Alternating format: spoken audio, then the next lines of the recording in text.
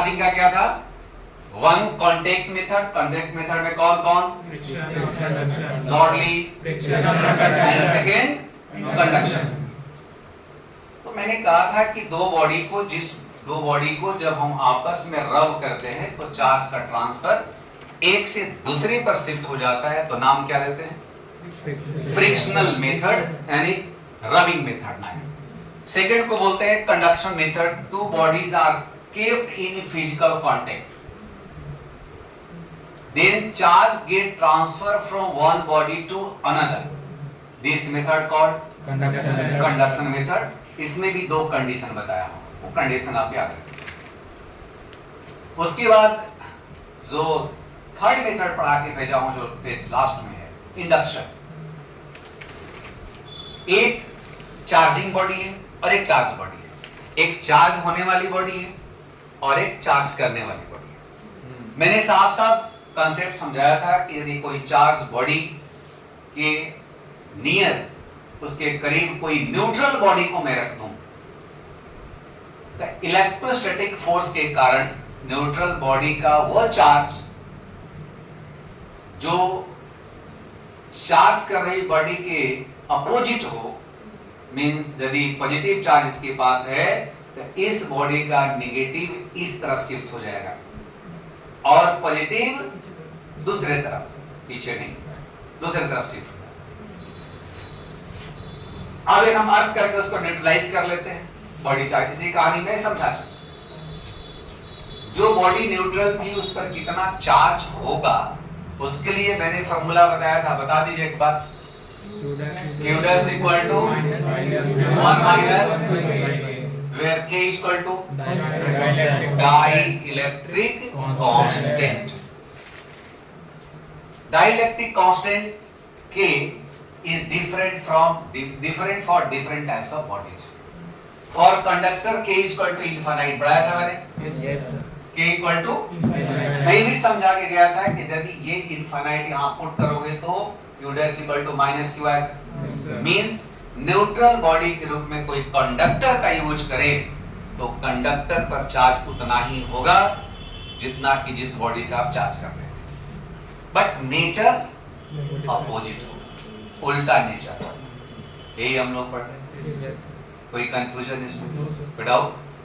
इसकी practical life की application पहले सीखिए, चूंकि आप सभी को बोर्ड की एग्जामिनेशन में भी केस बेस्ड स्टडी ग्रुप में जब इलेक्ट्रोस्टैटिक का क्वेश्चन होता है वहां आता है, या 2 मार्क्स का एनालिटिकल क्वेश्चन हो सकता है, 2 से 3 मार्क्स। अभी क्या समझिएगा, पूरी कॉन्सेप्ट को माइंड में रख लीजिए कि एक चार्ज बॉडी है, एक न्यूट्रल बॉडी है। न्यूट्रल बॉडी क्या करता है, न्यूट्रल बॉडी को ये बॉडी चार्ज कर देता है। ये दिमाग में आपको पूरा सिनेरियो क्लियर है। अब इसका प्रैक्टिकल लाइफ में एप्लीकेशन क्या है? थंडरिंग वगैरह होते हुए देखो आप लोग। Yes sir. थंडरिंग होता क्यों? थंडरिंग क्यों होता है बेटा? बादल आपस में टकराता है, यानी क्लाउड का आपस में रबिंग होता है। क्लाउड आपस में आकर टकराए, रबिंग होगा। रबिंग से दो टुकड़ों में चार्ज के ट्रांसफर इधर से उधर हो जाती है। कभी कभी मन में आएगा कि सर दोनों बादल ही है, तो आपने तो पढ़ाया था कि दोनों में ये दोनों का वर्क फंक्शन बराबर होगा, ऐसा मन में आएगा। तो फिर इसके डिटेल क्लाउड के बारे में जब आप 11th क्लास में टर्मिनल वेलोसिटी, स्टोक्स लॉ यदि पढ़े होंगे तो वहां हम लोगों ने सीखा होगा, या आप नहीं पढ़े होंगे तो ध्यान देंगे कि जब कोई भी लिक्विड के ड्रॉप्स जब धीरे धीरे ऊपर पहुंचते हैं जहां पर टेम्परेचर कम हो जाता है तो वहां कंडेंसेशन का प्रोसेस होता है। कंडेंसेशन के प्रोसेस से पहले उसकी एक साइज बनने की छोटी, उसके बाद धीरे धीरे साइज बढ़ते जाएगा और वो डेंस होते जाएगा, डेंसिटी बढ़ते जाती है और टर्मिनल वेलोसिटी को अचीव कर लेगा तो वही बादल ड्रॉप बन के नीचे गिरने लगेगा। बादल क्या है? ड्रॉप्स का काफी एक सेट है, काफी छोटे छोटे ड्रॉप मिलकर के वो सेट बना हुआ है, ग्रुप बना हुआ है। तो जो क्लाउड का जो फॉर्मेशंस हैं, यदि वही ड्रॉप मिलते मिलते मिलते मिलते एक बड़ा सा एक टुकड़ा बन गया, जैसे हम लोग कहते हैं बर्फ का टुकड़ा, इस टाइप से बन गया, कलर भी उसका चेंज हो जाता है। जिस तरह से आप देखेंगे फ्रिज में जब आपका गिलास में पानी रख दीजिए, यदि बहुत ठंडा हो जाएगा तो उसका कलर थोड़ा सा डार्क हो जाता है। आप गौर से देखिएगा, ज्यादा पानी ठंडा होगा तो कलर व्हाइट अब नहीं रहेगा, थोड़ा सा डार्क। डार्क का मतलब है कि वो ज्यादा चिल्ड है, ठंडा है। वैसे ही हमारे क्लाउड में जैसे ऊपर ट्रोपोस्फीयर के ऊपर यदि बादल काला है तो समझिए कि बारिश होने की संभावना नहीं। क्यों? क्योंकि वो तो फ्रीज है, वो बड़ा सा टुकड़ा है, वो क्या गिरेगा नहीं। टेम्परेचर के डिफरेंस के कारण छोटे टुकड़े में जब वो कन्वर्ट होगा तब बादल में से बारिश होना होता है। उसकी कहानी एक अलग है। तो मैं कह रहा था कि वही जब वो एक सॉलिड स्टेट में आ जाता है, तो जब दो बादल आपस में टकराया तो कोई जरूर नहीं है कि दोनों के वाटर मोलेक्युल्स की सब फिजिकल पैरामीटर एक जैसा हो। हमारे स्पेस में ऐसा होता है, वाटर के भी कई कंडीशन है, वाटर तो सबसे अधिक पिकुलियर बिहेवियर करता है। तो दोनों का हो सकता है कि उसका स्टेट एक जैसा न हो मोलेक्युल्स का। इसी कंडीशन में जब वो टकराता है, टकराने से एक फ्रिक्शनल कॉन्सेप्ट के अकॉर्डिंगली एक दूसरे पर चार्ज डेवलप हो जाता है। जैसे वो टकराता है, एक पर पॉजिटिव एक पर नेगेटिव चार्ज दो बादल के टुकड़े में जब होता है तो नीचे की तरफ दौड़ता है। इसको क्या बोलता है? थंडर बोलते हो। वो थंडर आपके पास पहुंचता है। अब आप समझिए उसकी बात की बात। जब थंडर आपके पास पहुंचता है तो याद करिए कि यहां पर कोई थंडर आपके पास आके गिरा, या तो उसके पास पॉजिटिव चार्ज होगा या तो उसके पास दोनों में से कोई एक पार्ट गाया होगा, दूसरा पार्ट कहीं और गया होगा, कोई एक पार्ट आया होगा। मान लो कि पॉजिटिव चार्ज वाला पार्ट आपके पास पहुंचा और आप यहां खड़े हो, आप यहां पे खड़े हो। आपके शरीर का जो ब्लड है, blood cell, blood cell cell से भी छोटा होता है मॉलिक्यूल, मॉलिक्यूल से भी छोटा एटम, और एटम के अंदर इलेक्ट्रॉन प्रोटॉन न्यूट्रॉन होता है। ठीक, एटम इलेक्ट्रिकली न्यूट्रल होता है, ये बात आप पहले से जानते हो। इसका मतलब कि एटम के पास जितना पॉजिटिव उतना ही, एटम कंप्लीट न्यूट्रल बॉडी जैसा बिहेव करने लगता है।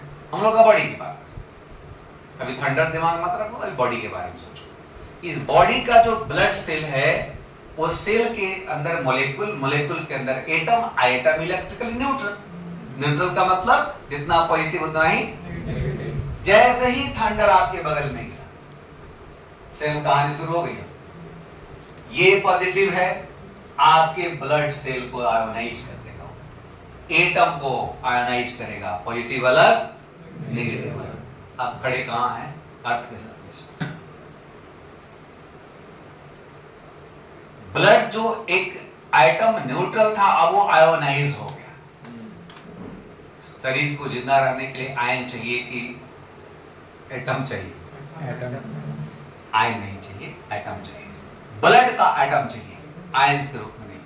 जैसे आयन होता है तो फिर इलेक्ट्रिकल प्रोसेस में सारी कुछ आती है कि अर्थ हमारा ग्राउंडेड, देखते थे ना कि चार्ज को देना, याद है कि हम अर्थ से बोले थे कि इलेक्ट्रॉन आता है न्यूट्रल, अब वो कहानी वहां शुरू हो जाता है। आई बात समझ? जब वहां से कहानी शुरू हो जाता है तो बॉडी अब हमारी रिस्पॉन्ड, यदि ये लो स्ट्रेंथ का होगा तो एक झटका आएगा, एक तरह की बॉडी रिस्पॉन्ड करेगी, लेकिन हाई स्ट्रेंथ का होगा तो हमारी डेथ भी हो जाएगी। ठीक, यानी ब्लड सेल के आयोनाइजेशन के कारण। क्लियर हो गई सर? इंडक्शन का प्रोसेस में ये चीज हमारी जो थंडरिंग का कंसेप्ट है, वो उसी प्रोसेस से हमारा ब्लड से आयोनाइज होता है। इवन कोई वायर भी आप गलती से ऐसे छूते हैं तो आपको झटका मारता है, इधर नहीं है, मान लेना है उस कोई वायर को पकड़े हैं तो आपको रिस्पॉन्ड करता है। सेम कॉन्सेप्ट है, जैसे वायर को पकड़ेंगे वायर रिस्पॉन्ड करने का मतलब कि फिर वही लो स्ट्रेंथ का था वो इलेक्ट्रिक फील्ड, ये जो पकड़ेंगे मतलब उसमें करंट जा रही हो, चार्ज के मूवमेंट हो रही हो। अब movement of charge electric magnetic field दोनों करता है, इलेक्ट्रिक फील्ड की बात कर रहा हूं मैं। चार्ज मूव करता है तो इलेक्ट्रिक फील्ड होता है कि नहीं उसके पास।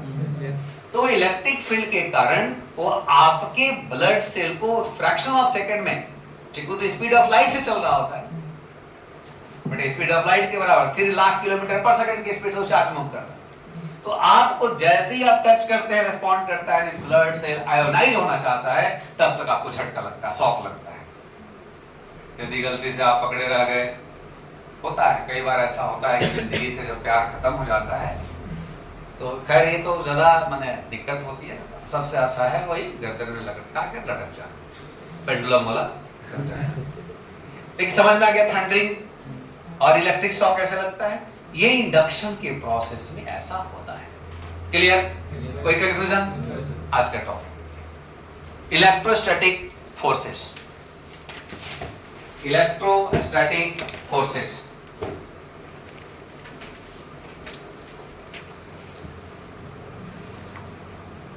Electrostatic forces. देखिए, फोर्स बिटवीन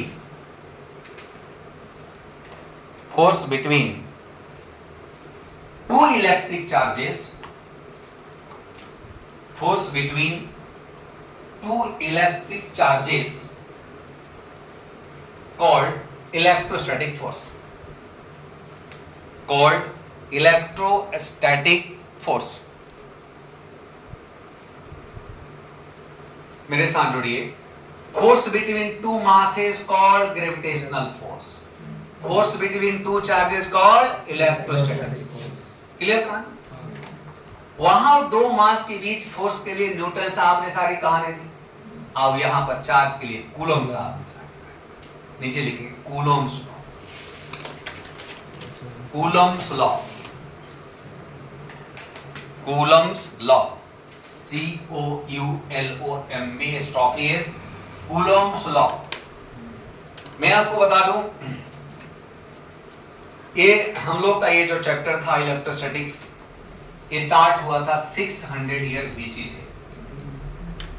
उसके बाद 1600 में मैंने विलियम गिलबर्ट की बात कही। उसके बाद 1702 में मैंने आपको बेंजामिन फ्रैंकलिन की बात समझाई। बेंजामिन फ्रैंकलिन के बाद का जो पीरियड आता है सो आता है कूलम साहब का। और कूलम साहब के बारे में थोड़ा सा मैं बता दूं, चूंकि कुछ जानना चाहिए। कूलम साहब का पूरा नाम था चार्ल्स अंगस्टाइन डी कूलम। फिर से रिपीट करिए, चार्ल्स अंगस्टाइन डी कूलम उनका पूरा नाम। एक्चुअली शुरू में जो कूलम साहब थे वह आर्मी की नौकरी करते, सेना में थे, फौज में नौकरी। और फौज की सबसे अधिक खूबसूरती पता है क्या है? डिसिप्लिन। यदि आपके घर में कोई फौजी आदमी हो तो आता होगा घर पे तो उसको देखेगा प्यार से, एकदम फौजी रूल घर में लागू शुरू हो। डिसिप्लिन आपको नहीं पता है तो मेरे घर में है तो मैं जानता हूं। तो डिसिप्लिन में वो, तो जब हमारे कूलम साहब जब वो आर्मी में थे, फौज में थे, तो वहां पर बहुत सारे परेड्स वगैरह सब होते हैं। एक डिसिप्लिन के लिए, बॉडी को फुल फिट रखने के लिए बहुत सारा चीजें, एक्टिविटीज होती है। लेकिन उन एक्टिविटीज के ड्यूरेशंस में हमारे कूलम साहब ये सोचते रहते थे कि ऐसे ही सब करने से क्या फायदा है, ये हम परेड करें लेफ्ट राइट, ये सब करने से वो क्या मिलना है। ये हमेशा उनके माइंड में ये बातें उल्टे सीधे चलते रहते, थिंकिंग करते थे। हमेशा फौज के डिसिप्लिन को हमेशा वो उसके बियॉन्ड चले जाते थे।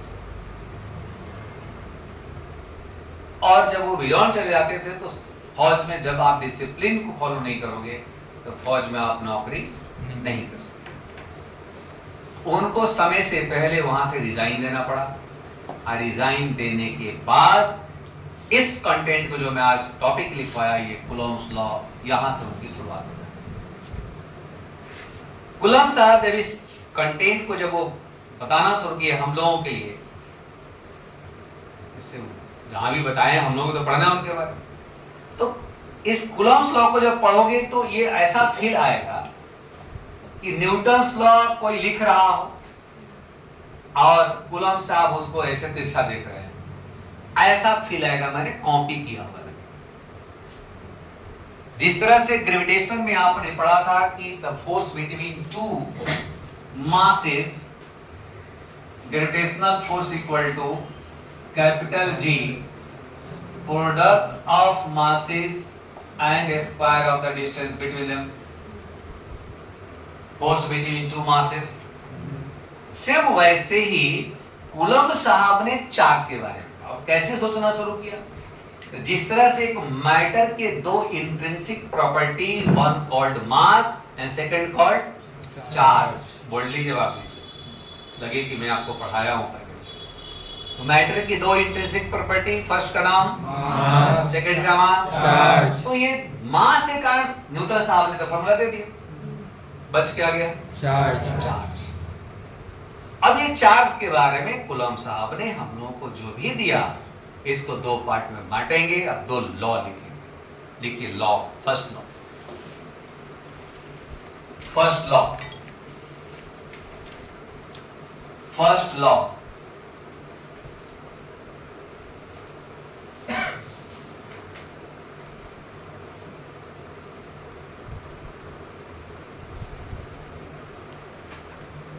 फर्स्ट लॉ लिखिए, the mutual force of attraction, the mutual force of attraction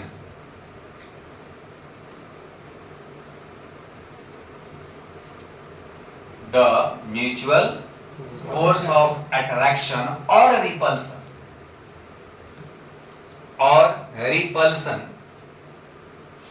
between two charges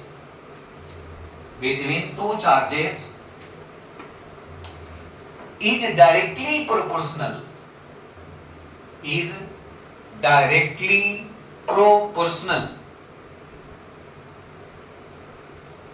to the product of its magnitude,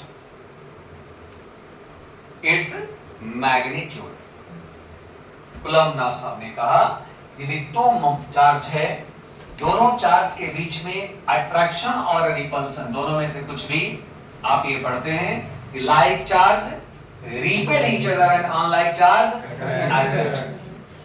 Magnitude of attraction or repulsion forces does not depends upon the nature of the charge. It is only depends upon the magnitude of charge.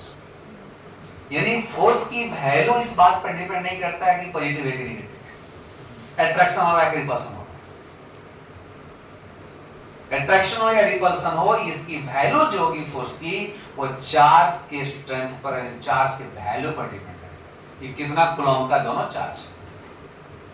ये first law में एक common point क्या था कि the mutual force, यानी Coulomb's law को जब apply करना है तो कितना चार्ज होना चाहिए, दो। म्यूचुअल की बात करते हैं, म्यूचुअल जब होता है हम क्या समझते हैं कि दो की बात कर रहे हैं, परस्पर एक दूसरे। इन्होंने कहा कि जितना बॉडी Q1 Q2 पर फोर्स लगाएगा उतना ही Q2, ये म्यूचुअल। तो आपने लैंग्वेज लिखा, उस लैंग्वेज का मैथमेटिकल मीनिंग हुआ कि इफ दैट मींस अट्रैक्शन या रिपल्सन का जो भी फोर्स होगा directly proportional to product of charges. एक ये मैथमेटिकल मीनिंग हुआ कि दोनों के बीच में जो फोर्स लगेगा वो ये होगा। अब मैं आपको जानकारी के लिए बता दूं कि ये क्यों कहा उन्होंने, Q1 Q2 क्यों कहा। तो पहले से ये फार्मूला पता था उनको, क्या, capital G M1 M2 upon, ये पहले से उनको पता था, न्यूटन साहब को देख चुका इसके बेसिस पर। लेकिन उन्होंने जो कुछ भी किया तो न्यूटन साहब की बातों को स्टडी करके कहा। आपके ऐसा नहीं कि F equal to G M1 M2 by R square, हो जाए Y M1 into M2, जवाब है आपके पास, बट आप जवाब ढूंढना है।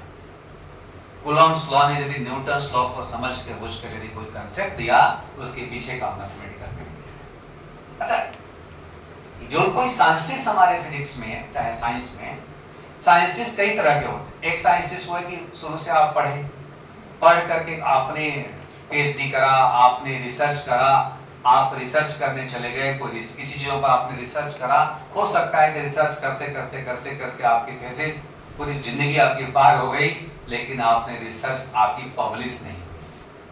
हो सकता है कि आपकी वो रिसर्च कहीं फाइल में रख जाती है और मरने के कई वर्ष के बाद भी जब उसको देखा जाता है तो वो पब्लिश हो जाती है कि मरणोपरांत ये हुआ, इन्होंने ऐसा किया था। बात समझ रहे? एक रिसर्चर क्या होते हैं कि उन्होंने किसी को देखा और लैब में चले गए, कोई मैथमेटिक्स की जरूरत नहीं है, क्या है लैब से उन्होंने क्या किया कि उसको प्रूव करने की कोशिश किया। ये कॉन्सेप्ट था, लैब में इसको देखा ऐसे, ये इसका कॉन्सेप्ट है, लैब से उन्होंने निकाल के रख दिया। बहुत सारा आपने देखा होगा कि जब कहीं नहीं चल रहा था तो डायमेंशन से प्रूव किया गया, फ्लूइड्स में आपने देखा होगा कोई इंटीग्रेशन कोई डिफरेंशिएशन नहीं, क्या लगा वहां डायमेंशन। तो वैसे साइंटिस्ट जो लोगों ने बहुत कुछ बाद में शुरू करा एक्सपेरिमेंट कर करके, उनको बोलते हैं एक्सपेरिमेंटल साइंटिस्ट, और उनके दिए हुए लॉ को एक्सपेरिमेंटल लॉ कहते हैं।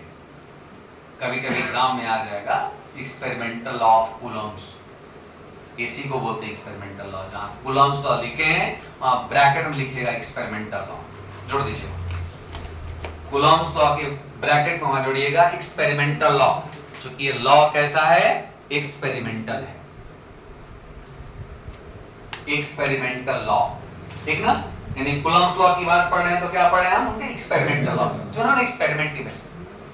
अब आता हूं कि उन्होंने क्यों ऐसा कहा, तो फिर से एक बार रिपीट करता हूं। कूलम्ब साहब के अकॉर्डिंगली कितना चार्ज चाहिए, दो चार्ज चाहिए। क्या मैं एक चार्ज को हटा दूं तो कूलम्ब लॉ को डिफाइन कर सकता हूं क्या? नहीं। तो कूलम्ब साहब ने कहा कि अकेला चार्ज किसी पर फोर्स नहीं लगाएगा। फोर्स की बात समझने के लिए कितना मिनिमम चाहिए, दो चाहिए। अकेला होगा तो फोर्स क्या मानोगे, जीरो। अकेला चार्ज होगा तो फोर्स जीरो। इसी के मैथमेटिकल मीनिंग उन्होंने देना शुरू कर। उन्होंने बताया कि यदि मान लो कि हमने लिखा होता Q1 प्लस Q2, अब Q2 को मैं जीरो कर दूं, मैंने हटा दूं, तब क्या मिलेगा mathematical concept, A proportional to Q1। Force Q1 पर डिपेंड करेगा। इट इज राइट और रॉन्ग, बोलो रॉन्ग। सिंगल चार्ज के लिए फोर्स पॉसिबल नहीं है। हमने Q1 को जीरो कर दिया, अब क्या मिला, Q2 equal zero. Again concept similar. दोनों यानी हम मैथमेटिक्स लिखते हैं Q1 प्लस Q2, ये मैथमेटिक्स में किसी को जीरो करते हैं, अभी भी कहता है कि फोर्स लगेगा सिंगल चार्ज पर। This is mathematically wrong, this is conceptually wrong. तो उन्होंने कहा कि चलिए इसको हटा दो। फिर आपने माइनस लगा के सोचो, सिमिलर थिंग, माइनस में कोई होगा, ऐसे होगा, बोलो जल्दी। मान लो कि हम हटा के डिवीजन लगा दिए, डिवाइड कर दिया। अब देखो Q2 को जीरो करो, आयो समझना बेटा। Q2 को जीरो करेंगे, यदि हम डिनोमिनेटर को जीरो करेंगे तो ये अनडिफाइंड यानी इनफिनिटी हो जाएगा। अब Q1 को जीरो करेंगे तो जीरो हो जाएगा। एक बात सही हुआ लेकिन दूसरा बात ठीक है, Q1 को जीरो किया, वैल्यू जीरो मिल गया, ये तो होना ही चाहिए। लेकिन Q2 को जीरो कर रहे हैं तो क्या मिल रहा, इनफिनिटी मिल जा रहा है।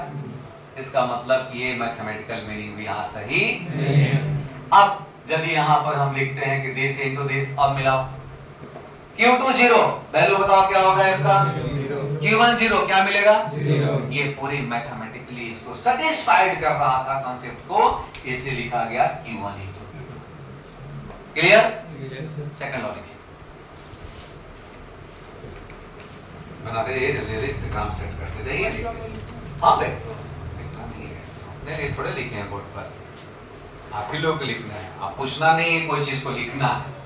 लगे कि आपको लिखना है, नोट्स की कॉपी में आपको रखना है, निश्चित है लिख लीजिए बिना कहे हुए, ठीक। पढ़ाया हुआ क्लास का कॉन्सेप्ट आज के लिए आप कॉपी होता है कल के लिए, क्योंकि जब भी आप कॉपी पलटे जैसे निकालिएगा तो वहां एसके सीन का दिमाग में सब बातें आता है, सर ऐसे पढ़ाए थे, वैसे किए थे, वैसे किए थे, है ना। हाँ, इस तरह से आपके दिमाग में आने चाहिए। और मैं पहले भी बताया हूं कि 11th की फिजिक्स और 12th की फिजिक्स में काफी डिफरेंस है कॉन्सेप्ट के पॉइंट ऑफ व्यू से। कोई मैथ लगा रहा हूं क्या मैं? लेकिन मैं इतने लोग स्कूल में पढ़ रहे थे, मैं आपको पता था कि 1 × 2 क्यों लिखते हैं। कॉन्सेप्ट जरूरी है, ऐसा नहीं कि सब आईआईटी एग्जाम में आ जाएगा तभी पढ़िएगा, नहीं। कॉन्सेप्ट 12th की बच्चा एक मैच्योर्ड स्टूडेंट हो जाता है प्लस 2 का, उसकी एक फाइनल ईयर है 11 12 में से 12th उसका फाइनल ईयर होता है, उस समय उसकी एक मैच्योरिटी झलकना चाहिए चैप्टर के कॉन्सेप्ट में। अच्छे बच्चे इस पर बहुत ध्यान भी देते हैं कि हमारे चैप्टर का कोई एक छोटा से छोटा कॉन्सेप्ट यहां से लैग नहीं करना चाहिए, right. Second law, the mutual force of attraction और repulsion. The mutual force of attraction or repulsion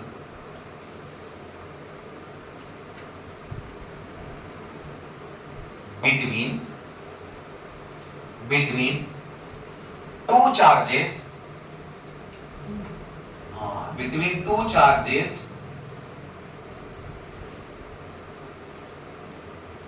is inversely proportional. Is inversely proportional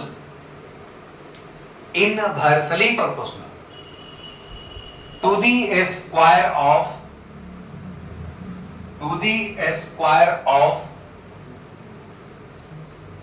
of the distance between them. Square of the distance between them. Mathematics कहता है क्या? देखो यहां ध्यान देना बेटा, दो चार्ज है, कौन कौन चार्ज है बेटा? कौन? Q1 and Q2, there are two charges. Separation between them is मैंने मान लिया। कहता है कि दोनों चार्ज यदि करीब होगा तो फोर्स ज्यादा लगेगा, दैट मीन्स डिस्टेंस कम होगा, फोर्स स्ट्रॉन्गर होगा। R छोटा, फोर्स बड़ा। डिस्टेंस यदि बड़ा होगा तो फोर्स रिड्यूस कम हो जाएगा।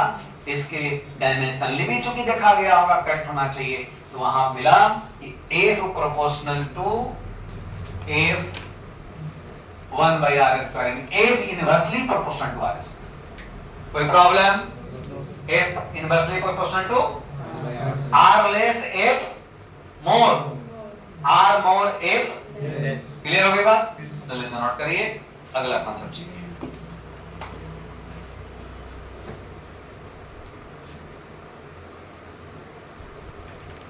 फुल एनर्जी के साथ पढ़िए पूरी चैप्टर का सिनेरियो, पहला चैप्टर इलेक्ट्रोस्टैटिक्स को इतने ढंग से पढ़ लीजिए कि आपको लगे कि जब भी आप बैठे इलेक्ट्रोस्टैटिक्स आपका चेहरा पर एकदम मुस्कान रहे और एकदम पूरा उसका फिगर आपके माइंड में आ जाए। इलेक्ट्रोस्टैटिक्स में ये दिस और आ जाना चाहिए। मतलब इसका एक उपाय है, घर में जब बैठना है एक बार कॉपी पलटना है, जैसे कॉपी पलटे तुरंत इसके सिंह याद आ जाना चाहिए, जाना है याद करके, यहाँ याद नहीं करना है क्या, जैसे याद करें तो पढ़ लेना है आप। क्योंकि वहां क्या है, जब बैठिएगा पलटिएगा ना तो इस पॉइंट ऑफ व्यू से नहीं पलटिएगा कि हमको चलो देख ले पेज, अच्छा ये बड़ा सुंदर लग रहा है, ये तो ठीक लग रहा है, नहीं, इसको याद कर लेना है कि सर कहीं पूछे तो हमको जवाब देना है, हमको क्लास में जलील नहीं होना है, हमको पहले जवाब देना है।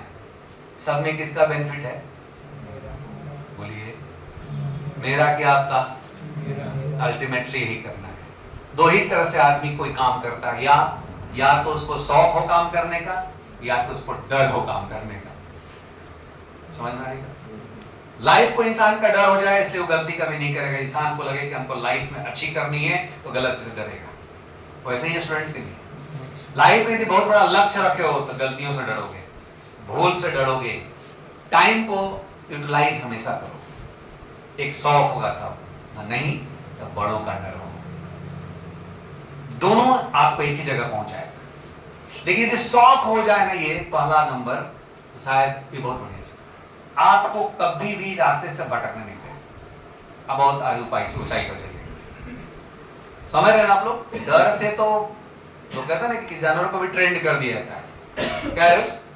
देखता होगा, सिनेमा देखा है 3 इडियट्स? हाँ देखना, उसमें सब डायलॉग एक से एक अमेरिका का डायलॉग। तो कई आप देखो सर्कस देखे हो कि नहीं देखे? देखता होगा कि हाथी, बाघ, गाय, क्या होता है, डॉग वगैरह, सबको ट्रेंड करता है। बंदर को भी देखा है कि नहीं दिखाते हुए डांस दिखाएगा, सब ट्रेंड, वो तो ट्रेंड किया हुआ है। आपको ट्रेंड नहीं बनना, आपको अंदर से जागरूक हो जाना, ये चलते तब आप अच्छा कर पाएंगे। हर अच्छा एक सब्जेक्ट में जिस दिन ये कंसंट्रेट करके पढ़ना शुरू करोगे, दूसरा सब्जेक्ट भी अपने आप उसी रास्ते पर चलना शुरू कर दोगे। हर टीचर को इतना बस भाषण देने की कोई जरूरत नहीं पड़ेगी। हमारी भाई बात, सिलेबस पैचअप बाद में, पढ़ने का तरीका कॉन्सेप्ट पहले, राइट? चलिए देख लिया आप लोगों ने। अब ये हो गया सेकंड नंबर, दोनों को कंबाइन कर लिखो। By above equation first and second, by above equation first and second we have to, by above equation first and second we have to A proportional to, अब लिखें A proportional to Q1 Q2 upon R square। This is so very simple, कोई मुश्किल नहीं है ये, लेकिन अंदर में कुछ कुछ बातें मैं आज आपको समझाऊंगा, शायद आपको लगेगा कि पहला बार सुन रहे हो पूरी 12th क्लास में, पहला बार आपको बहुत कुछ ऐसा मिलेगा आपको सुना ही आज। ये तो मिल गया बेटा। जब प्रोपोर्शनल के बाद हम प्रोपोर्शनल को हटाते हैं तो कोई कांस्टेंट लिखते हैं। मैं लिखा, आप लोग बहुत सारे ऐसे मैथ के स्टूडेंट हैं, मैं पूछा y proportional to x, y is equal to मैं लिखा c into x, what c is what? Constant. What is the meaning of this constant?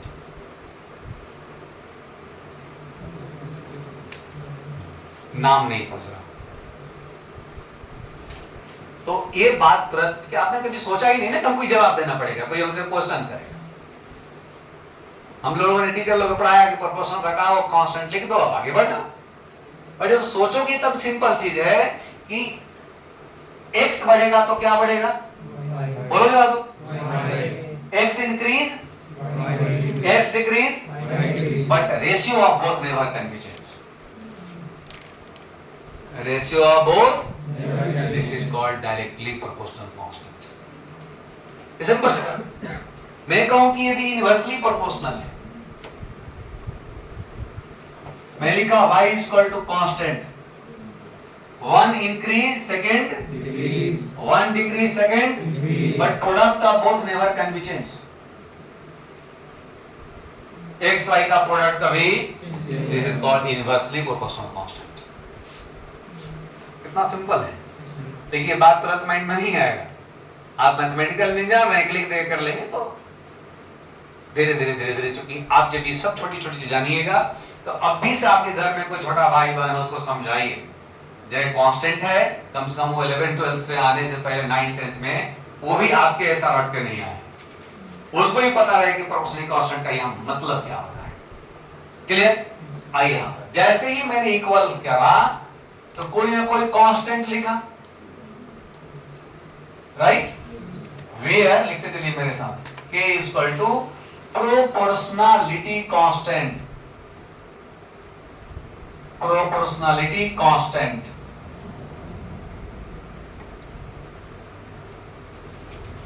its values depends upon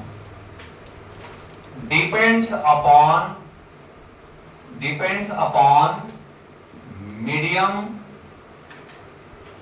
between Q1 and Q2,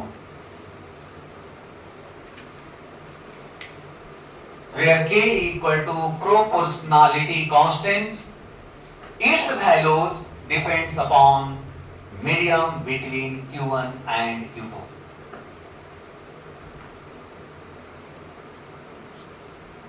Concept is fully clear?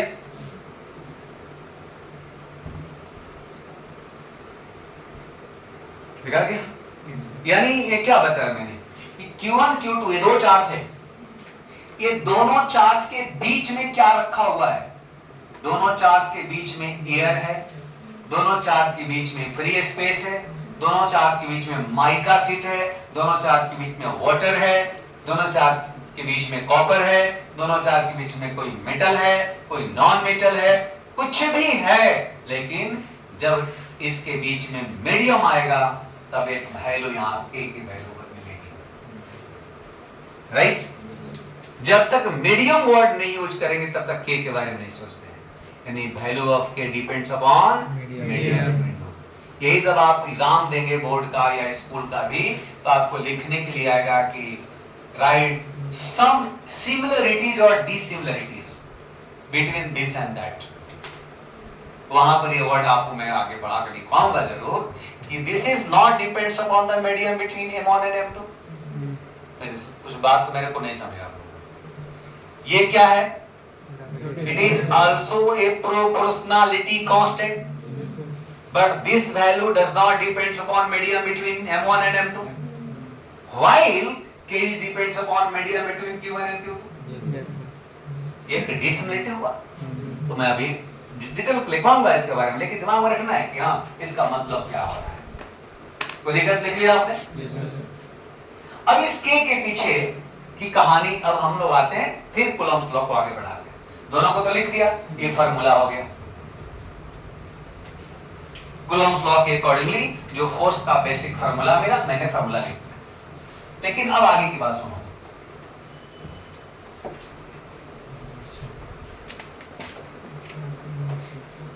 देखो coulomb साहब ने K को 1/4 पाई के बारे में जाना, तब इसके बाद इप्सिलॉन भी आएगा। इप्सिलॉन ये आएगा पूरा वर्ड। अब इसमें 1/4 पाई का मतलब क्या है, फिर इप्सिलॉन का मतलब क्या है, दोनों सुनो। जो क्यों 1/4 पाई, क्यों नहीं 1/2 पाई, 1/3 पाई क्यों नहीं, 1/6 पाई क्यों नहीं, 1/5 पाई क्यों नहीं, पाई 1/4 पाई, इसी के पीछे सोचना है। तो थोड़ा सा इसको मैं यही रहने देता हूं, थोड़ा सा आप लोगों से मैथ पूछ लेता हूं। सकेत एक 3 डायमेंशनल बॉडी के एक सेंटर पर, जिसमें हम एग्जांपल स्फीयर को ले लें, कितना डिग्री का एंगल बन सकता है? कितना डिग्री? हाँ डिग्री बोलिए, तब उसको रेडियन हम लोग कन्वर्ट कर लेंगे, या रेडियन जानते हैं तो रेडियन बोलिए, कोई अंतर नहीं है। डिग्री रेडियन आप तो मैथ के 12th क्लास में आप लोग आगे होना, तो आप लोगों का बेसिक बात है। बोलिए जल्दी बोलिए आगे। 360 डिग्री। यानी यदि हम स्फीयर मान लें तो स्फीयर के सेंटर में कितना डिग्री का एंगल? 360 degree, right? कोई कंफ्यूजन? अच्छा एक चीज बताइए, आप लोग इसमें सब लोग मैक्सिमम मैथ के स्टूडेंट, एक आधे स्टूडेंट को छोड़, आप बायोलॉजी के हैं और कोई बायोलॉजी के इसमें नहीं आज नहीं है। आपके अलावा सब लोग मैथ के विद्वान लोग बैठा हुआ है। अब मैं पूछूं कि सर्किल के सेंटर पर कितना डिग्री का एंगल है? आप भी बैठे हुए सुझाव बताइए। जब कंपास को एक बार ऐसे घुमाएंगे तो सर्कल का सेंटर डिस्क का सेंटर पर 360 होगा। मैं क्या पूछा था, क्या दोनों में सेम होगा? तो आपने सही बताया, गलत? यह ध्यान रखना, बहुत बड़ा क्वेश्चन मैं नहीं पूछा, आपने वहां पे तभी सोच नहीं पाया था, इसलिए आपको पहला बार जवाब देने में दिक्कत है। याद रखिएगा उससे मिनिमम हम कितना प्लेन काट सकते हैं? 2 हॉरिजॉन्टल एंड, इसलिए वहां पर हम 360 720 डिग्री का एंगल मतलब 4 पाई रेडियन का एंगल इसी स्फीयर के सेंटर पर बनता है। सॉलिड एंगल इसको बोलते हैं, जब आप कहीं पढ़ेंगे तो ये तो मेजरमेंट में भी ऐसा बन जाता है। तो सॉलिड एंगल हुआ। जैसे 3 डायमेंशनल बॉडी यानी गोल बॉडी के सेंटर पर कितना डिग्री का एंगल? 720, रेडियन में कितना? 4 पाई रेडियन का बना। अब यहां से ये कूलम्ब्स लॉ, कूलम्ब साहब ने कहा कि एक पॉइंट चार्ज यहां पर रख दो, पॉइंट चार्ज। अच्छा एक चीज और, ये जो चार्ज लिया गया ना, ये चार्ज बहुत छोटा अमाउंट का चार्ज लिया गया, जैसे हम लोग बोलते हैं पॉइंट मास। पॉइंट मास बोलने का मतलब उसकी डायमेंशन को कंसीडर एक तरह का डायमेंशन लेस मान लेते हैं हम, उसकी लेंथ ब्रेथ हाइट के बारे में नहीं थिंकिंग करते हैं, क्योंकि जैसे बड़ा साइज का लेंगे तो वहां सेंटर ऑफ मास वगैरह वगैरह बनने लगे। वैसे ही चार्ज भी बहुत छोटा है, अमाउंट को लेके चलना है कूलम्ब्स लॉ का स्टडी करने के लिए। Coulomb's law hold good only for a point charge. Coulomb law केवल पॉइंट चार्ज के लिए ही संभव है। तो ये चार्ज बहुत छोटा अमाउंट का है, इस चार्ज को मैं यहां पर रख दिया। इस चार्ज से मैं पूछूं कि तुम बताओ तुम किधर किधर फोर्स लगा सकते हो, क्या बोलेगा कि मैं इधर भी लगा सकता हूं एक्स एक्सिस के अलॉन्ग, मैं वाई के तरफ भी लगा सकता हूं, मैं जेड के तरफ भी लगा सकता हूं, किसी भी प्लेन के तरफ। यानी यहां से यदि मैं चारों तरफ में लाइन बनाऊं, ये चारों तरफ फोर्स लगाएगा कि नहीं लगाएगा? पॉसिबिलिटी है कि नहीं? ये सब हो यानी पॉइंट चार्ज चारों तरफ, ऊपर नीचे नीचे ऊपर सब जगह, यानी 4 पाई रेडियन के एलॉन्ग ये फोर्स लगा सकता है। कूलम साहब ने उसी में से एक लाइन के बारे में समझाया, दिस इज 1/4 पाई। यानी यहां से चार्ज को हम एक लाइन वाला पढ़ रहे हैं, तो 4 पाई का एक हिस्सा पढ़ रहे हैं कि नहीं पढ़ रहे हैं? बोलिए बेटा। Yes sir. इसलिए 1/4 पाई लिखा गया। क्लियर? कोई कंफ्यूजन? तो 4/4 पर सेकंड को दिक्कत है, तो 1/4 पाई का मीनिंग हो गया।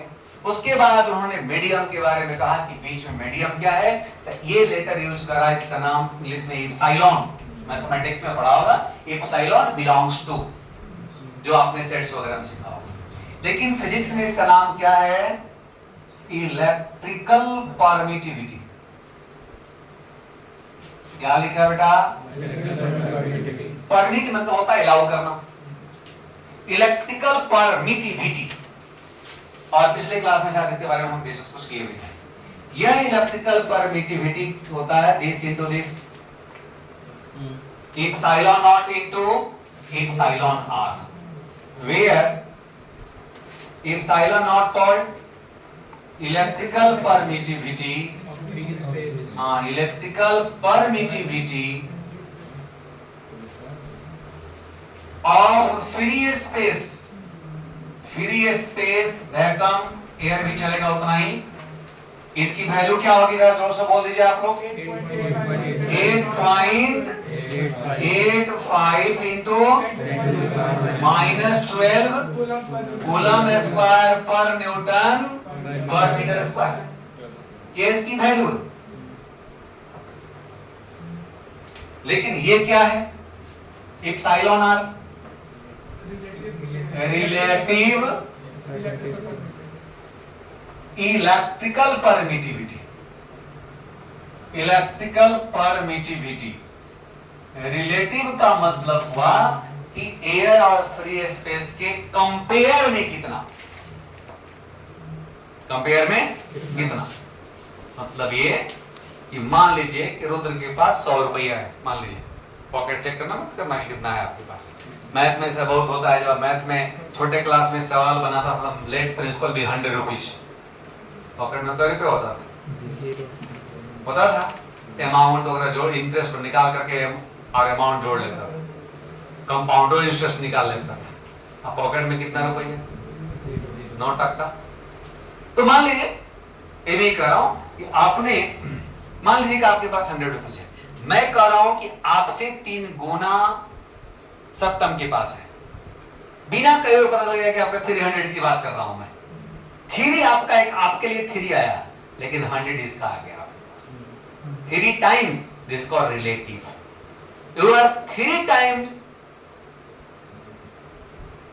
स्ट्रॉन्गर, 3 टाइम्स बेटर, कुछ भी जहां भी हम वर्ड यूज करेंगे हम लगा सकते। 3 टाइम्स रीच, यानी कुछ भी आप लोग, यानी इसका मतलब है कि आपका रिलेटिव यदि 3 है, इसका मतलब आप 3 गुना है। एक बेसिक समझने के लिए, अनऑफिशियली इसको समझिए। मैं कहा कि आर्यन के पास 5 गुना है, 5 टाइम्स, कितना बोलो? 5 टाइम्स। आर्यन आपके पास कितना पैसा हुआ? कहा कि दे दो, कितना हुआ? जोर से बोलो। 500। 500 कम थोड़ा होता है यार, इतना स्लो बोल रहे हो। 500 500 रुपए कमाए होते कि नहीं? नहीं कमाए, तो फिर 500 रुपए आपके लिए बहुत बड़ा है। 1 रुपया कम होगा स्टेशन में टिकट नहीं देगा, एक जगह होगा रख ले, आपको बता रहा हूं, कहेगा कि चेंज नहीं। आप समझिए कि काउंटर पर 100 आदमी 1000 आदमी से कम टिकट का नहीं जाता होगा, 1 रुपया रखा कितना हुआ, तो समझिए कि कितना छोटा इनकम की बात कर रहा हूं। एक रुपये नहीं बचा लिया हुआ जूता, समझ रहे? क्या वैसे ही मोहित आपके पास कितना मान लो, मान लो उसकी 20 है, इसका मतलब कि 20,000 20 into 100। उसी तरह से एयर का तो फिक्स हो गया, और एयर के कंपेयर में जो भी परमिटिविटी मिली किसी मीडियम का होगा रिलेटिव परमिटिविटी। तो ये पूरा हुआ permittivity is equal to this into this. इसी परमिटिविटी को और क्या नाम देंगे बेटा बताओ? This is also called dielectric constant. Dielectric constant symbolically K से हम रिप्रेजेंट करते हैं। ये के सिंबल है किस इसका? प्रोपोर्शनल। ये यहीं से समाप्त हो जाएगा। अब के मिल आगे जो भी होगा के इसके लिए हम यूज करेंगे। ये दिमाग में नहीं आना चाहिए कि वो है और ये है ना, किलोगी बात। अब आप इस फॉर्मूला को आगे बढ़ाइए। तो मैंने इस के बारे में बताया कि के का वैल्यू 1/4 पाई एप्सिलॉन होता है। तो यदि ये कूलम्ब्स फोर्स की बताऊं, therefore coulomb's force F equal to K की जगह पर 1/4 pi epsilon naught into epsilon R into Q1 Q2 upon R square. ये हो गया कूलम्ब्स फोर्स। यानी F 1/4 pi epsilon for medium Q1 Q2 upon R square. इसी को लिखिएगा ऊपर वाला, ये समझने के लिए मैं लिखा। एप्सिलॉन किसके लिए लिखा हुआ है? मीडियम के लिए। क्लियर? बोले ऐसा हो? तो ये आपका कूलम्ब्स लॉ का एक बेसिक फार्मूला मिला। कहीं कोई कंफ्यूजन है? बोलो बेटा, कोई कंफ्यूजन किसी को? लेकिन यदि यही फोर्स एयर की हम बात करें, नोट हो गया होगा तो मैं आगे बढ़ता हूं, जल्दी कर लीजिए आप।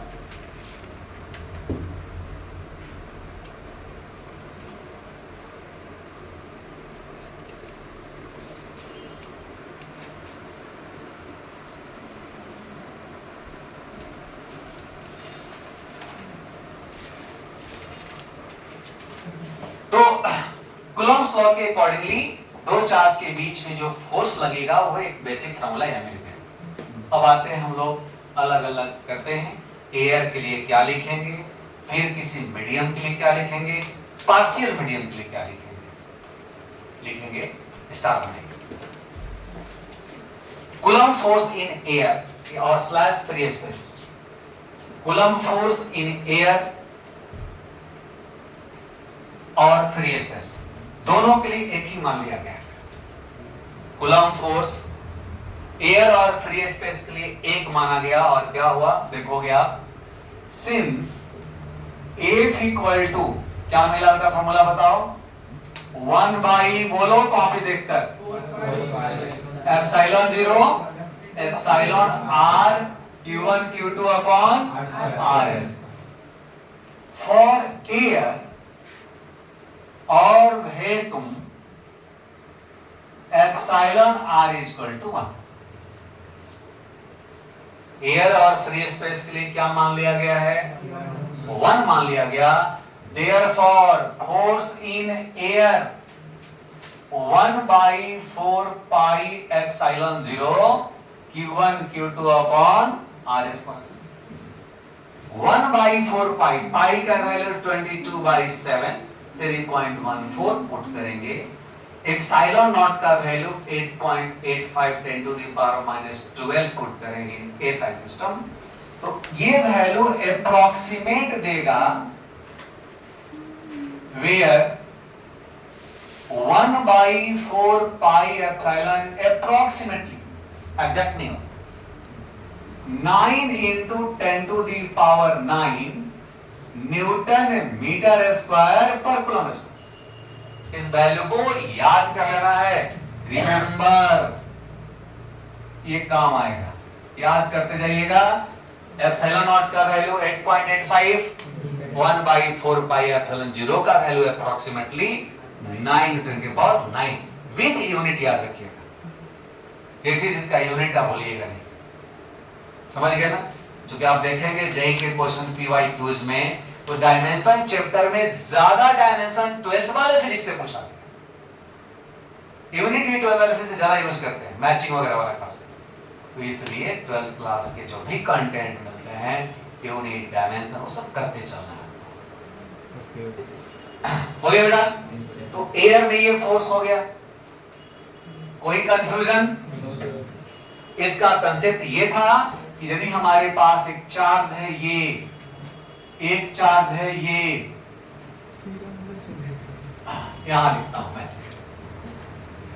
एक चार्ज है मान लो ये Q1 और एक चार्ज है ये Q2, इसका मतलब है कि दोनों के बीच मीडियम में क्या रह गया? एयर या वैक्यूम। क्लियर है बेटा? यही बात मैं पढ़ा रहा हूं, दोनों चार्ज है अब बीच में एयर या फिर स्पेस है। अरे मान ये तो हमेशा मिलना है, कुछ भी नहीं होगा वहां एयर तो मान के चलते ही है, तो ये नॉर्मल एक कंडीशन हो गया। लेकिन अब इन जनरल नहीं, मान लो कि इसके बीच में हम पानी भर दिए, तब क्या होगा? स्टार बनाइए, स्टार बनाइए। Coulomb force in a medium, in a dielectric medium भी बोल सकते हैं, कूलम्ब फोर्स इन अ डाइलेक्ट्रिक मीडियम, कूलम्ब फोर्स इन अ डाइलेक्ट्रिक मीडियम। मान लो कि ये Q1 चार्ज है और ये Q2 चार्ज है, Q1 Q2,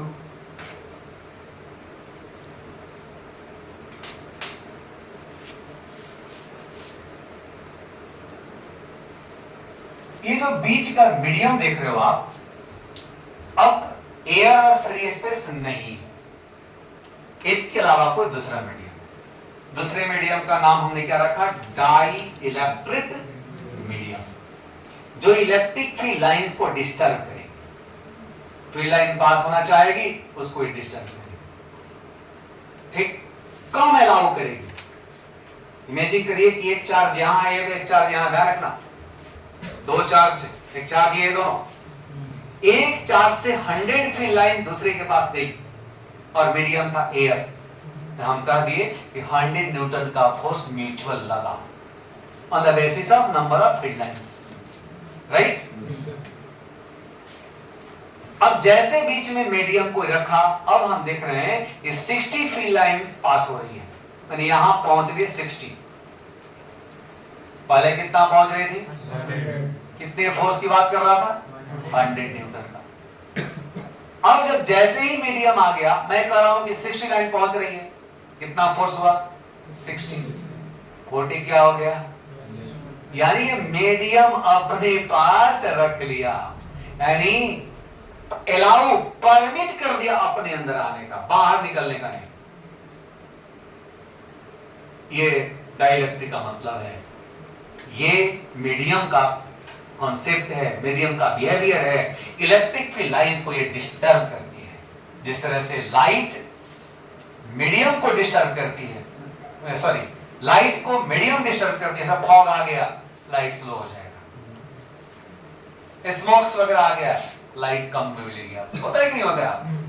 तो सेम कॉन्सेप्ट है कि जब बीच में मीडियम आ गया तो इलेक्ट्रिक फ्री लाइंस को मीडियम अपने पास कुछ रख लेता, ठीक, जिस कारण से फोर्स की वैल्यू क्या हो जाएगी? कम हो जाएगी। ये दिमाग में रखना है कॉन्सेप्ट। कि मीडियम आने से क्या होता है? फोर्स रिड्यूस हो जाता है, याद रखिए। एयर फ्री स्पेस के अलावा कोई मीडियम आएगा, इलेक्ट्रोस्टैटिक फोर्स रिड्यूस हो जाएगा। कितना रिड्यूस होगा? आगे बढ़ाता हूं। तो दोनों इसके बीच में मान लो ये डाइलेक्ट्रिक मीडियम हो गया बीच में, ये क्या मीडियम की लिख रहा हूं बेटा? Dielectric medium. और इस डाइलेक्ट्रिक मीडियम के लिए हमने डाइलेक्ट्रिक कांस्टेंट क्या रखा?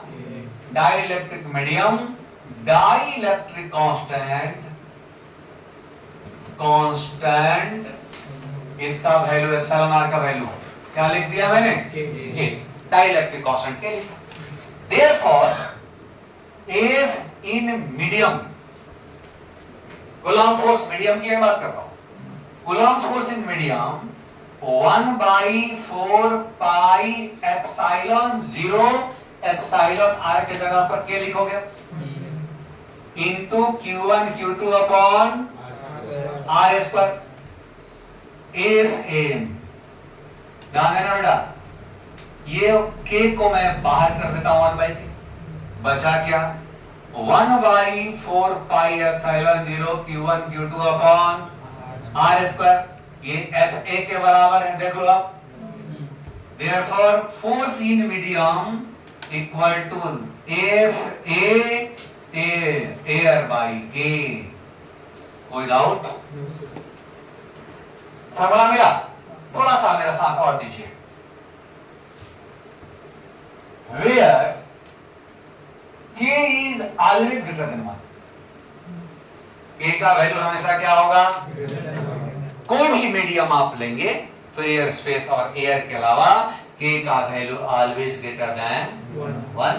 जब ग्रेटर देन 1 होगा, देयरफॉर ये वैल्यू 1 से ज्यादा होगा, तो if m is lesser than, बोलो, where this, therefore मैं ये लिख देता हूं, if air by K less than 1 होगा? बोलिए। Yes sir. कि वैल्यू बड़ा होगा तो लेस देन 1 होगा कि नहीं? यस और no? Therefore medium is less than air. जैसे मीडियम में जाओगे फोर्स रिड्यूस हो जाएगा, घट जाएगा, यानी मीडियम इलेक्ट्रिक फील्ड लाइंस को अपने अंदर कुछ रख लेगा। कोई कंफ्यूजन? नहीं कंफ्यूजन तो फटाफट इसको कंप्लीट कर लीजिए, आप आगे।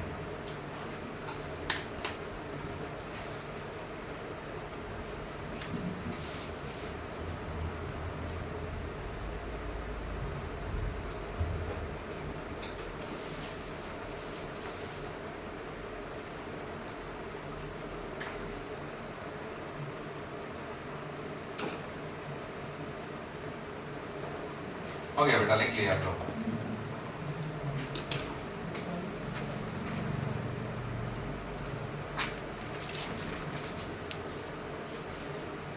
तो मीडियम के लिए इसको आप इक्वेशन नंबर 2 आप लिख लेंगे, इसको 2 लिख लेंगे, इसको आप 1 लिख लेंगे। समझने के लिए मेरा ये 2 बात होगी, 2 मीडियम।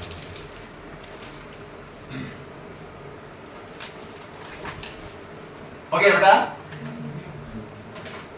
करिए जल्दी, मैं फिर इसका प्रैक्टिकल एप्लीकेशन समझाता हूं कि प्रैक्टिकल लाइफ में इसका यूज क्या है।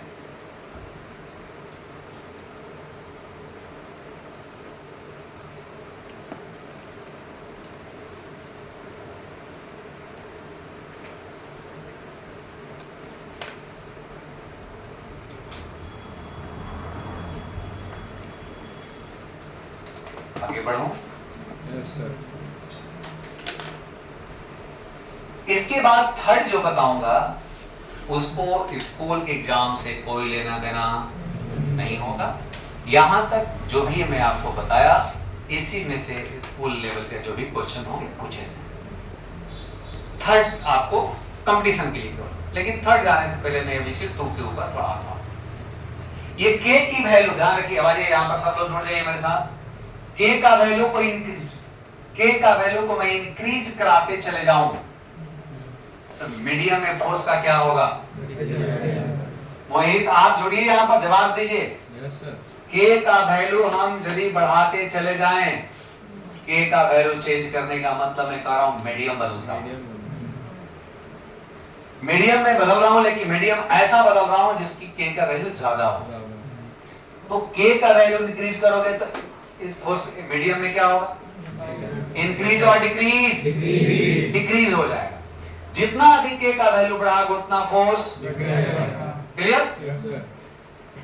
अब इसका एप्लीकेशन हमारे प्रैक्टिकल लाइफ में क्या है? पहले नीचे देखो note, note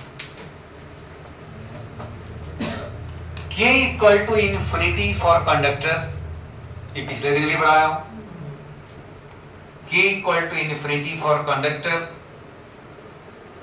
K is equal to approximate 80, कहीं 80 या 81 लिखा रहता है, for pure water,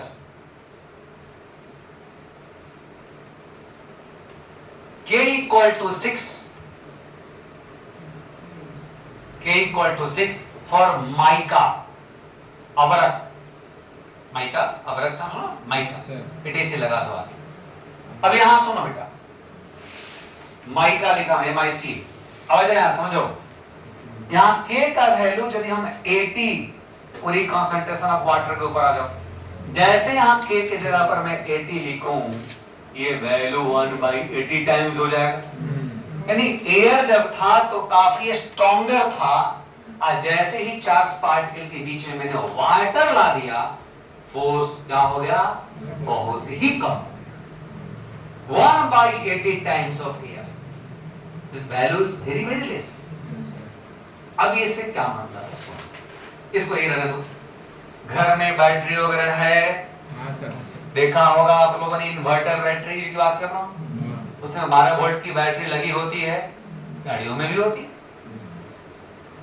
आजकल तो मोसाइक इक्विपमेंट में आपको बैटरी रहता ही है, सेल रहता है, कहीं ड्राई रहता है, कई कई तरह। मैं तो उधर नहीं जाऊंगा क्योंकि फिर आप पढ़ेंगे केमिस्ट्री में।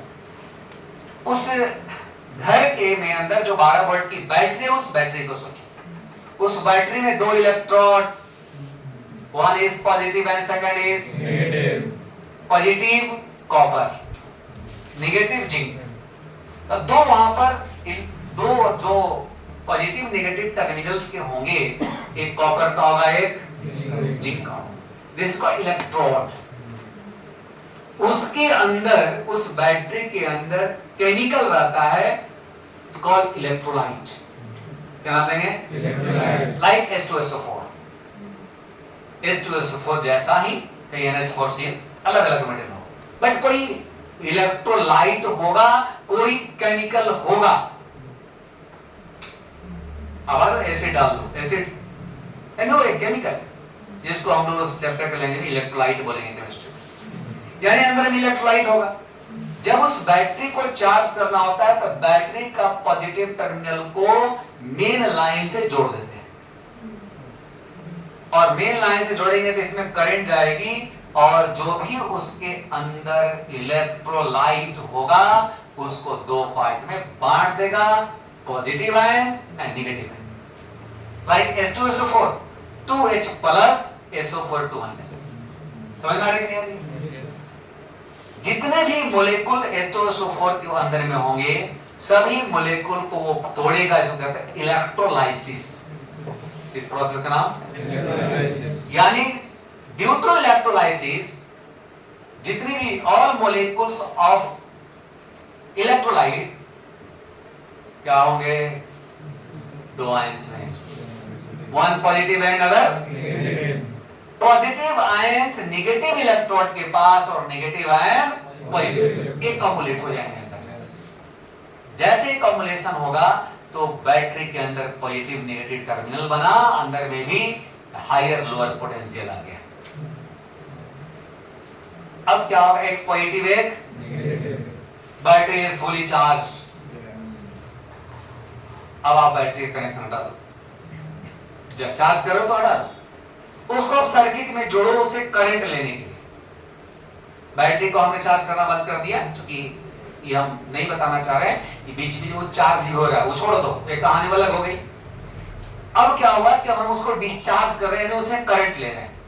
करंट जब लेंगे तो जो नेगेटिव था और पॉजिटिव था, दोनों के बीच में अट्रैक्शन होगा।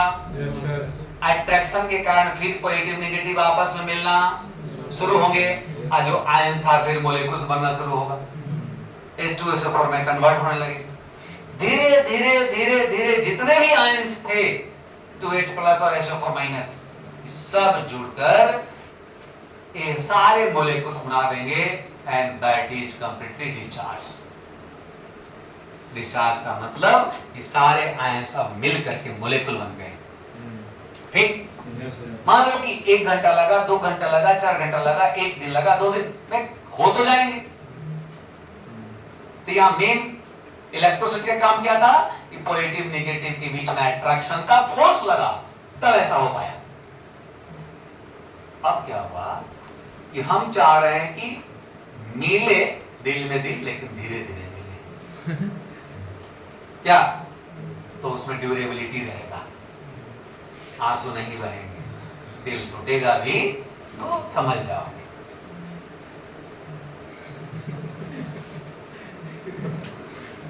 तो हम लोग को लग रहा था कि सर फिजिक्स से पढ़ा रहे हैं, थोड़ा सा बीच में फिजिक्स भटक गया था। अब फिजिक्स पे आते हैं फिर से। अब पॉजिटिव नेगेटिव दोनों आपस में जुड़ने लग रहा था। मैं कह रहा हूं कि उस पॉजिटिव नेगेटिव को अब जुड़ने से मैं चाहता हूं कि रोक दो या कम कर दो। इसीलिए आपने देखा होगा कि डिस्टिल वाटर उठा के डाल देते हो। यस, डालते हो कि नहीं डालते?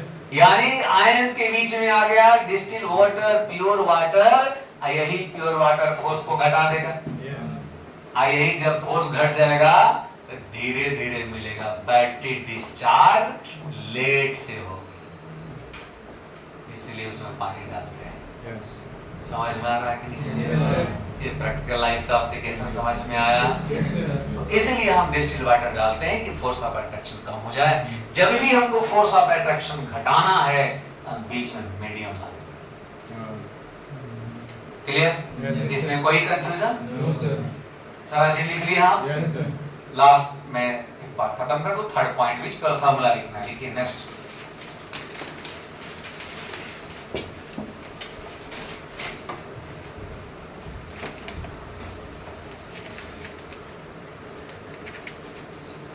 चलिए, अब ये दोनों चार्ज के बीच में पार्शियल डाइलेक्ट्रिक में यूज करूंगा। देखो, if a partial dielectric, if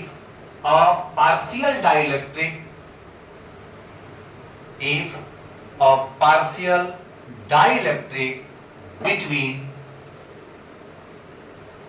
Q1 and Q2,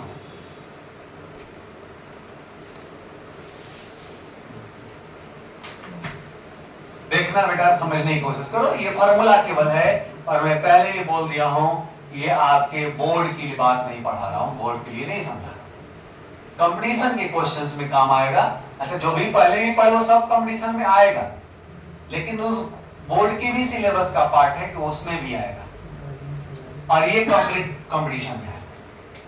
इसमें जो पार्शियल डाइलेक्ट्रिक, देखना इसकी सेपरेशन है R, और इसमें पार्शियल डाइलेक्ट्रिक यानी इतना दूर इसमें डाइलेक्ट्रिक भर दिया, और इसकी डाइलेक्ट्रिक कांस्टेंट को K ला दिया। Dielectric constant K, this is called dielectric. ठीक? तो एयर कितना दूर में है?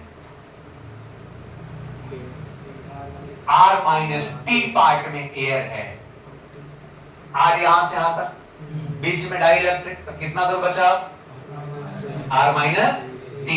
ध्यान देना, इसकी थिकनेस को मैं यहां से यहां तक की थिकनेस को ये T मान लेगा। Thickness, thickness of dielectric. तो Coulomb force this is equal to 1/4 pi epsilon 0, यही रहे। Q1 into Q2 minus R minus T plus T root K the whole square, this is equal to force between two charge in partial dielectric medium। और competition के लिए important है, याद रखिएगा। के root की डाइलेक्ट्रिक, इसको कैलकुलस से हम लोग प्रूफ करके निकाल सकते हैं, बट आपको इसको प्रूफ की बात ही नहीं जरूरत है, तो उसको करने की जरूरत है। केवल कॉन्सेप्ट याद है कि फॉर्मूले याद रहे, काम चल जाएगा। लिख दिया सवाल में कि इतना थिकनेस का है, इतना डाइलेक्ट्रिक है, तो आपको इतना ही ना काम करना पड़ेगा। और इसको हमेशा कंपेयर किया जाएगा एयर से। सुन पा रहे हो? जब भी कंपेयर होगा तो एयर था तो ये था, तो बताओ कि जब पार्शियल डाइलेक्ट्रिक हो गया, जहां थिकनेस इतना है, तो बताओ अब क्या? पहले वाले फुली डाइलेक्ट्रिक था, पार्शियल डाइलेक्ट्रिक। पार्शियल डाइलेक्ट्रिक कौन सा? वाली कॉम्बिनेशन। क्लियर? Yes sir. कोई दिक्कत? No sir. कोई प्रॉब्लम? No, sir. इतना मैंने पढ़ा, इसमें किसी को कोई कंफ्यूजन है, हमसे पूछना है कुछ भी एक्सिकल पॉइंट भी पूछना है तो पूछिए, ठीक है? तो अब हम लोग इसके, चूंकि फोर्स मैंने पढ़ाया, अब force is a vector quantity. आज तो मैंने केवल कूलम्स का इंट्रोडक्शन समझाया और आपको मात्र F equal to Q1 Q2 1/r² और कांस्टेंट में ही पूरी क्लास में लग गई, जो एक एक छोटी छोटी बातें समझनी थी। और मैं उम्मीद करता हूं कि जो मैं समझा के भेज रहा हूं ना, आपको यूनिक बात बहुत कुछ समझा है इसमें, जो पहला बार सुनने को मिलेगा जब पढ़िएगा। एग्जाम में आए नहीं है बात की बात है, knowledge is very much important. समझ गए आप? तो आपसे रिक्वेस्ट होगा कि कल अगले क्लास में आप वेक्टर, फिर से मैं रिपीट करता हूं कि आप वेक्टर को थोड़ा देख के आइएगा, बेसिक कॉन्सेप्ट एडिशन तक देख के आइएगा। आई बात समझ में? क्योंकि यहां से फिर एग्जाम में क्वेश्चन आपको आएगा कि Newton's law, sorry Coulomb's law in electrostatics also follows Newton's second law of motion, Newton third law of motion, ऐसा कुछ रहेगा। तो जब हम वहां से लिंक करेंगे तो आसानी होगी, ये सब कुछ सीखना है। ओके?